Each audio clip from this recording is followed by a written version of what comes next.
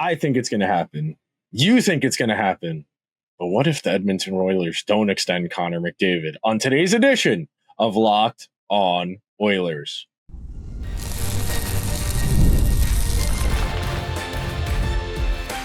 You are Locked On Oilers, your daily podcast on the Edmonton Oilers, part of the Locked On Podcast Network, your team every day. Hello, everyone, and welcome to this Friday edition of Locked On Oilers. I am your host, Nick Zararis. I want to thank everyone that is making Locked On Oilers their first listen of the day. Locked On Oilers is a part of the Locked On Podcast Network, where we've got your team covered every day. And today's show is brought to you by our friends over at Monarch Money. If you're ready to take control of your finances, you need to head on over to monarchmoney.com and use code LOCKEDONNHL for 50% off your first year's subscription. So on today's edition of Locked On Oilers, I'm going to break down why not extending Connor McDavid now is going to be an organizational failure of the highest magnitude.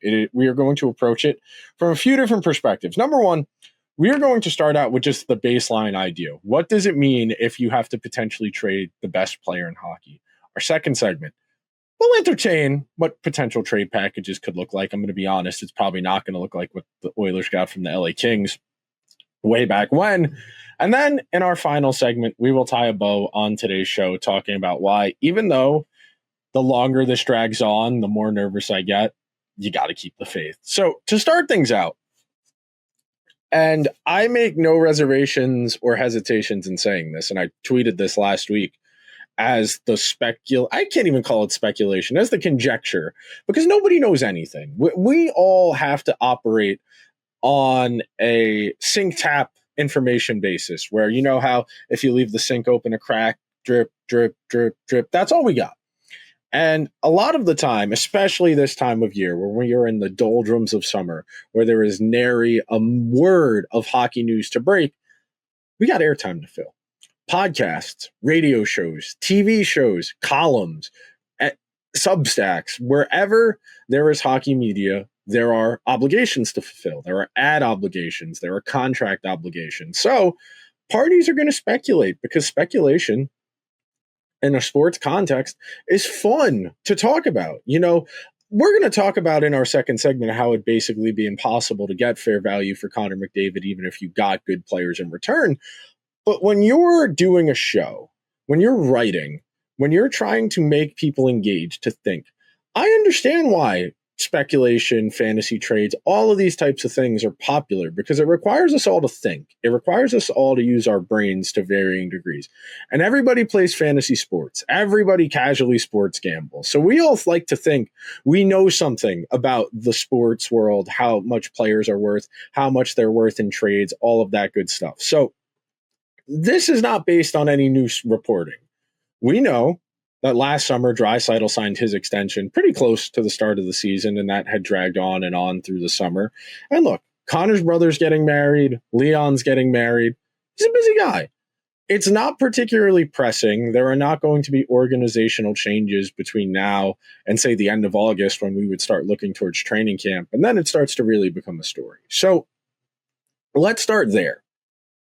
Knowing that if we get to the start of the regular season without a contract agreed to, it is going to be the biggest story in the sport.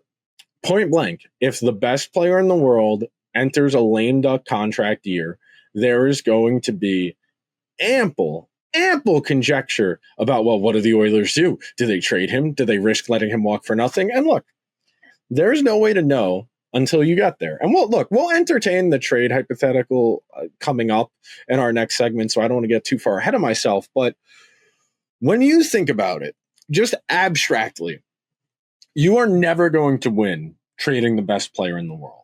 And that alone is my driving force as to why I think a lot of this is just noise. And when we get down to the ugly part of it, we are talking about the best player in the world. Since he entered the league, I would say McDavid has been the best player in the world since probably 2018, 2019 at the absolute latest. And he has continuously been the best player in the world, sure.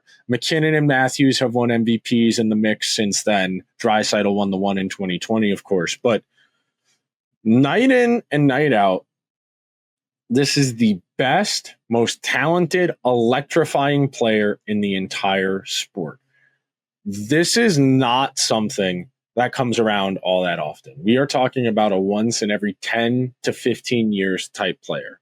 And I know the NHL was kind of funky there. We're in the mid 2010s. You had McKinnon, McDavid, and Austin Matthews enter the league in 3 consecutive seasons. And to some degree, that kind of makes up for the earlier part of the 2010s where the first overall picks weren't as exhilarating, exciting. Like, look, Nuge is a really good player. Aaron Ekblad has carved out a really nice career for himself. Now Yakupov, of course, Taylor Hall. But we're talking about the best player in the world here. When this is the caliber of player that when they have the junior season they do, the year before they're draft eligible, we start talking about in August, well, you want to stink, right? Like the conversation we are having right now about Gavin McKenna, who committed to Penn State a few weeks ago to go play college hockey for 1 year for his draft year.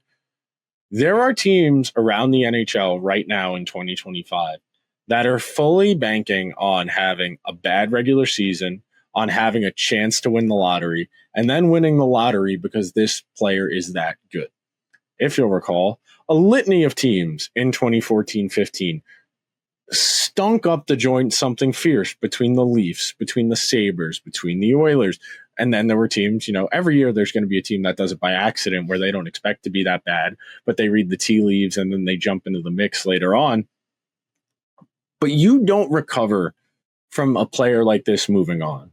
This is an organizational shifting moment if you cannot come to an agreement with McDavid and you need to trade him.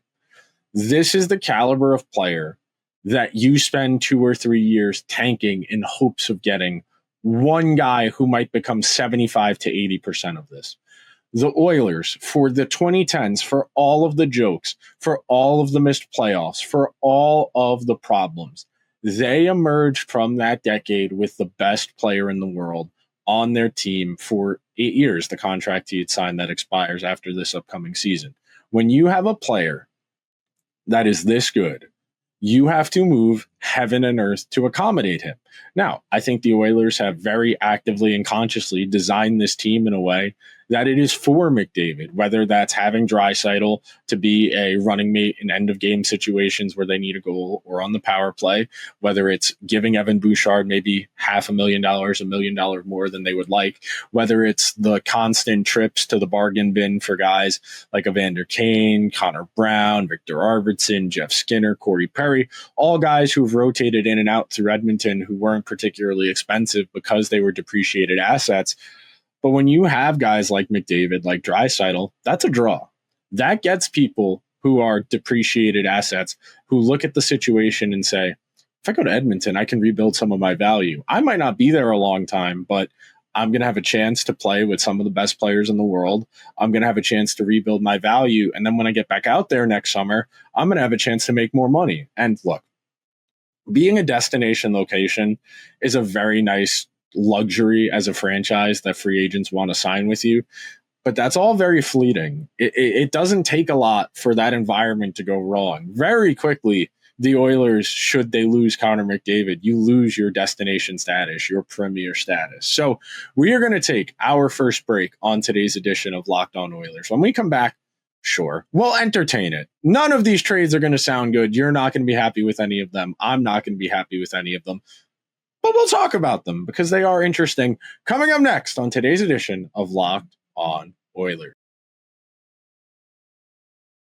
Do you ever wish managing your money felt easier? With Monarch Money, it can. Whether you're growing your savings or planning for a big purchase, Monarch puts you in the driver's seat. It's like having your own personal chief financial officer to give you full visibility and control over your finances. Monarch Money is so much more than a budgeting app. It's a complete financial command center. You can track all of your accounts, investments, and spending in one place. So you're not just managing your money, you are building wealth. Something I'm definitely guilty of, like most people of my generation. I wasn't saving enough money to put aside for bigger purchases, for vacations, for consumer goods that are a little too expensive up front to finance. But with Monarch Money, I was able to set up a long-term plan. I paid off my vacation in August. I cannot wait to go to Ireland. So If you are ready to take control of your finances, you need to visit monarchmoney.com today and use code LOCKEDONNHL to get 50% off your first year's subscription. One more time, that's monarchmoney.com, code LOCKEDONNHL, half off your first year's subscription. Thank you to everyone who is hanging out on this Friday edition of Locked On Oilers as we are breaking down the very unlikely possibility that the Oilers cannot come to terms with Connor McDavid. And look, in this second segment, we are going to explore trades. Not a single one of these is going to feel good. Every single one of these is going to make your stomach hurt. It's going to make your arm itch. It's going to make your eye twitch. You are never going to be able to get fair value trading the best player in the world. When you go and look at the bundle of assets the Kings gave up for Wayne Gretzky back in the day, you're talking about like $15 million on top of a bunch of draft picks and players. So just at a baseline, because the salary cap is a thing now and you can't just trade money, I think that possibility of a really watered down, frankly, bundle of assets, including money and draft picks and prospects, I don't think there's a world where that would be the case. I think the baseline here is one impact young player at already established in the NHL. Now, I think there are a few ways you could construct this in your brain. I think realistically, you would be looking at two really good young players as just a starting point. That's not to include all the bells and whistles, the final bow, if you will, on the present. But when you think about some of the more recent superstar trades, you think about what Buffalo got for Jack Eichel, Alex Tuch, some draft picks, Peyton Krebs. You think about what the Senators got for Erik Karlsson from the Sharks, Matthew Tkachuk, what he got from the Florida Panthers, for what the Florida Panthers gave up to get him, Mackenzie Weegar and Jonathan Huberdeau, who had finished second in MVP voting that year. And look, the Huberdeau expiring contract, weird situation there where him and Tkachuk both effectively got new contracts as part of it. And that would be the first point to make here in understanding this situation. If the Oilers really did this, if they really had to consider trading McDavid, they would be idiots to not trade him as soon as possible because you want to agree to a sign and trade. You want him to agree to sign with his next team so you can get as much in return as you possibly can. You think about what the Rangers and Carolina Hurricanes did earlier this summer with K'Andre Miller, where that got them Scott Morrow and a couple of draft picks. That was conditional on K'Andre Miller signing an extension with Carolina. So that's the baseline. Assuming McDavid is going for 4x15, 4x16, 5x15 or 16, that starts the conversation. So he's going to sign an extension with wherever he's going. So at a baseline, you need to have money coming out. Sure, could he end up on a team that has 15, 20, 30 million in cap space? I suppose, but I don't see a world where a team in that category would have the requisite assets to make it happen. Like, sure, the Blackhawks could give you Connor Bedard, Alex Vlasic, and like 3 other prospects and draft picks, but I don't think that's what you're looking at here if you're the Oilers. I think if you were seriously considering trading Connor McDavid, you need 2 blue chip prospects, not just good. I mean, guys who have already played in the NHL and looked the part. Like, for example, let's say you're looking at Chicago and you really like Connor Bedard as your starting point. Okay. So what goes with him? Frank Nazar? Alex Vlasic? At a certain point, the Oilers, who are paying Draisaitl, who are paying Bouchard, who are paying Darnell Nurse, Nugent-Hopkins, Zach Hyman, when you are in a window of contention, the way the Oilers are at present because of Connor McDavid, who elevates all boats, he's the rising tide, he makes the team overall better because he gets more out of everyone else, and because he's capable of doing things no one else can, it's not enough to just get prospects back. Because as we all know, prospects are lottery tickets. They are a chance at an impact player. They are a possibility. And look, nobody loves a prospect conversation more than I do. As someone who just likes the intellectual side of the sport, of the roster construction, who enjoys the theory behind it, trying to understand it, if you traded the best player in the world for a bunch of prospects, everybody would be demanding your head on a plate, and they would be right to do it. You need proven, established NHL talent in return. And look, there are degrees in this conversation. I think if you really wanted to entertain this, you would call the San Jose Sharks, and it would start with Macklin Celebrini, whether it included Will Smith, whether it included William Eklund, whether it included Shakir Mukhamadullin, or any of the other guys the Sharks have drafted over the last handful of seasons. At a baseline, you need at least one guy in that conversation of, can this be an elite player? Can this be one of the 10 to 15 best players in the world? So if you wanted to go the cheap end of things, like I was suggesting with the Sharks have the $20 million in cap space. They are a team that has been incrementally building. And look, they've also done some very stupid things. Claiming Barclay Goodrow off of waivers, trading for Ryan Reeves. Very stupid, very inefficient, very just poor players. But Mike Grier is going as slow as he possibly can there because he understands that until his young guys take leaps, it's all for naught. You can add as many second and third line wingers and depth defensemen as you want in free agency or in salary dumps around the draft. But until you have your blue chip first line center to carry your team, you are never going to be as serious a contender as you need to be. So, assuming that's the starting point, you want a Macklin Celebrini type player, you probably also need to give them Will Smith. And I don't think the Sharks would do that. Flat up, straight up. I don't think a hockey team, even for Connor McDavid, would give you two cost-controlled guys, 18, 19 years old, who both have the capacity to be special. And look, it's because it doesn't make sense for the Sharks. Because even if you put Connor McDavid on the Sharks, that's not a playoff team. And look, I like the guys they have. I like Toffoli. I like a lot of the veteran pieces they have. They've assembled a really good group of guys to be around their young pieces, around William Eklund and Will Smith and around Macklin Celebrini. I like all of those pieces. But until you find your next guy, you can't do that. I think the Montreal Canadiens, could they make the money work? It would be difficult, but the Canadiens have a small army of exciting young prospects. And the problem there, though, you would be getting a defenseman in return as the focal point of the trade. And look, I love Lane Hutson. I was enthralled. I was going to say exhilarated, but that didn't feel like it was doing him justice.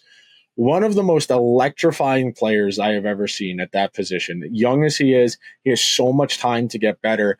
I think there's a world where Lane Hutson ends up in that Quinn Hughes, Jake Sanderson, Cale Makar, Adam Fox tier. I think it's not out of the realm of possibility Lane Hutson eventually gets there. Should he fill out his frame, because, you know, he is on the slender side. He's still got to fill out his frame a little bit more if he wants to be better defensively. I do think that's integral. But we're talking about proven, established guys. You know, Celebrini finished second. Lane Hutson won the Calder Trophy.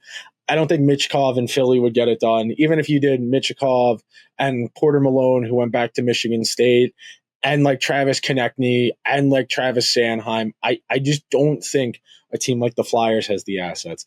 Could you do something crazy? Could you do something like McDavid for Kirill Kaprizov and like Joel Eriksson-Ek or Jared Spurgeon?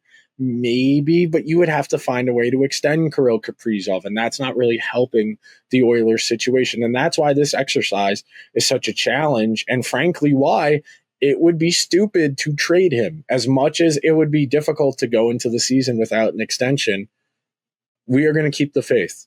We are going to keep the faith that Stan Bowman can get this done. We are going to take our second and final break on today's edition of Locked On Oilers, and when we come back, I'm going to tell you why the Oilers will get this done right after this break.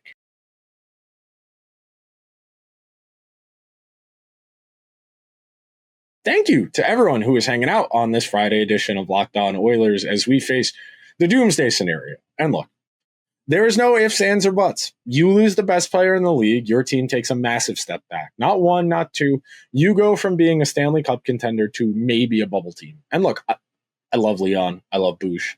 I think Ekholm will bounce back. I think Wallman, at a full year, Jake Wallman's going to mean a lot. Zach Hyman should bounce back. Without Connor McDavid, this roster is very unimpressive. Period. They're a bubble team. Are they even better than the Flames without McDavid? There's a real conversation to be had there that what if Dustin Wolf takes a step and the Flames have an elite goalie and they have a really solid but not great group of skaters in front of him? Is that enough to leapfrog Edmonton sans McDavid? Could the Kings leapfrog the Oilers in the pecking order? Not just in the standings, which as we know, based on last year, the regular season standings don't matter a whole lot, but could the Kings jump the Oilers in the contendership tier? And look, there's no way to know until it happens, but I am speaking authoritatively here. You do not recover from trading a player like this. You think about just how much McDavid does in every phase of the game, what he does for his teammates, what he does for the Oilers at large, what he does for the way Chris Knoblauch uses his team. You do not come back from trading a player of this caliber. Period. You don't. You think about how long it's taken the Senators to recover from Erik Karlsson. The Sabres still have yet to recover from Jack Eichel. And neither of those guys is as good as Connor McDavid. Look, I think there's a real possibility the Maple Leafs come to dramatically regret letting Mitch Marner leave because he's such an impactful player, and as expensive as he is, you're always going to be better off paying market value for one superstar than market value for three guys who are smaller pieces that you hope can all add up to McDavid's production. You know, you can't replace McDavid in the aggregate because of the dynamic ability he has, because of the fact he makes everybody around him better. Could you hypothetically make a more well-rounded lineup for more even lines if you were to distribute McDavid's $15 or $60 million on his next contract throughout 3 or 4 empty spots? Sure. But none of those guys, even all added up, is going to be as singularly impactful as McDavid. I think, if anything, the great inefficiency in today's NHL is that superstars are underpaid relative to their value. When you have one player who can produce $20 to $25 million of value in terms of their replacement level, like McDavid can, even if you got 5 guys who added up to 20 WAR, it's not going to be the same thing because they don't have the ability to make the plays outside of structure, to make their line mates better. It's not like baseball where you can replace 15 home runs with 2 or 3 guys in a platoon. Hockey doesn't work like that. There is so much more variance that if one of those 3 or 4 guys that you try and bring in to replace the superstar production doesn't, well, your entire premise falls apart because you need 4 things to work out as opposed to just one. Yeah, there are probabilities within each of those 4 that have varying degrees of possibility of panning out, but you get what I'm saying here. And that's why I think the Oilers, even if it messes them up down the road, even if it means you got to trade a good player, like if that means you got to cut bait with a Nugent-Hopkins or with a Zach Hyman or a Matthias Ekholm now to accommodate McDavid going forward, you got to do it. And look, that's the nature of the salary cap. It exists to penalize good teams. Good teams are supposed to be broken up. Their talent is supposed to be distributed to the lesser teams. That's why there is a commiserate expectation that if you are a bad team, you are going to spend more in free agency because you are going to try and plug in holes. There's an understanding that if you're a player and you get to unrestricted free agency, more often than not, you're probably going to sign with a team that is dramatically looking for any type of validation, any type of success. And when you can buy talented, gifted players, that buys you credibility with your owner, with your fan base, and anybody who is incapable of extending McDavid deserves to lose their job. Point blank. I genuinely feel that if the Oilers are not able to extend Connor McDavid and they need to move him, Stan Bowman should be fired. I think when you look at everything the Oilers have done in the last 2 or 3 years to set themselves up for this summer, making themselves bona fide Stanley Cup contenders, making McDavid's former agent Jeff Jackson the president of hockey operations, hiring McDavid's former junior hockey coach Chris Knoblauch to be the coach of the team, taking care of Draisaitl, signing Evan Bouchard long-term. Everything the Oilers have done, signing Zach Hyman in free agency a couple years ago, trading for Matthias Ekholm, everything the Oilers have done since 2021 has been preparing for this moment to put the best possible team around McDavid. And look, I said this after the Stanley Cup final, there's a good chance that it never happens now. There's a good chance that the last 2 years were the best chances the Oilers were going to get at any point in the McDavid-Draisaitl era. Now, I'm not saying it won't happen, but I'm saying mathematically, statistically, it's probably unlikely. You go to a Stanley Cup final 2 years in a row, that alone of itself is pretty unlikely. You're telling me you're going to get there a third time with a relatively similar core, and that'll be the time you break through? That type of thing just doesn't happen. You know, you look at the Bills in the 90s, you look at some of the teams that lingered around the periphery last decade, like the Sharks, like the Rangers, who only got to Cup finals once. You know, Nashville only got to a Cup final once. Washington, who won the whole thing, only got to a Cup final once. When you think about it in that context, you understand just how difficult it is to win in a team sport, no matter how good the players you have are. You think about Henrik Lundqvist on those Rangers teams, the Sharks, Burns, Pavelski, Thornton, Couture, Hurdle, all those great players. They only got there one time. Nashville, you think about having Yossi, Subban, Peak Picarene. You think about how good these teams were and what they have to show for it and how hard it is to replace loss. And I expect this to get done, even if it's for an ugly number, even if it's for short term. The Oilers cannot allow Connor McDavid to enter next season without a contract. It would be the biggest distraction imaginable, and the team is going to take a step back, almost certainly. I feel like by definition, when you lose the amount of talent they've lost over the 2 years, you have to take a step back. It is implausible that the Oilers, even though I think they will be a playoff team, are going to stay Stanley Cup contenders for a third year in a row. It would be genuinely shocking should the Oilers get to a Stanley Cup final a third year in a row, just because of all the talent they lost. And that's not an indictment of the guys who are here. It's just that when you lose Holloway and Broberg and Fogle and Perry and Arvidsson and Skinner, and your replacements are college free agents and European free agents because you have no more money to spend, it becomes really tricky to talk yourself into this on a certain level. And that's really the trick here.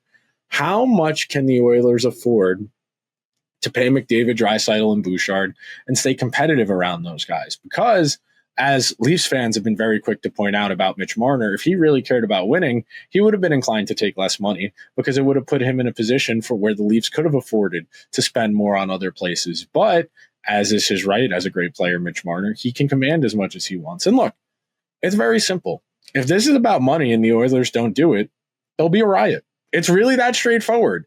If this comes down to just the AAV, there will be a riot in Edmonton, Alberta, Canada, because that is a bad excuse. You pay the best player in the league whatever he wants. There are so many other ways the Oilers can save money in terms of their roster that it would be negligence of the highest order. And I repeat what I had said a few minutes ago. Should Stan Bowman not be able to extend McDavid, period, he should be fired. No ifs, ands, buts.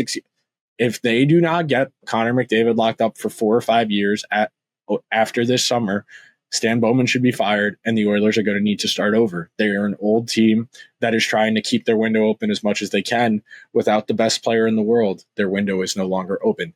But we are going to keep the faith. The Oilers are going to get this done. They are going to put themselves in a position to build around McDavid, Draisaitl, and Evan Bouchard for the foreseeable future because we believe. That'll do it for today's edition of Locked On Oilers. If you could be so kind, please subscribe to the show wherever you get your podcasts. If you happen to be listening on Apple or Spotify, please leave the show a 5-star review. If you're watching over on YouTube, hit that subscribe button, hit that alarm bell. Let me know, how nervous are you the Oilers aren't going to be able to extend McDavid? I will talk to you guys on Monday. Everyone have a safe and fun weekend. Let's go Oilers.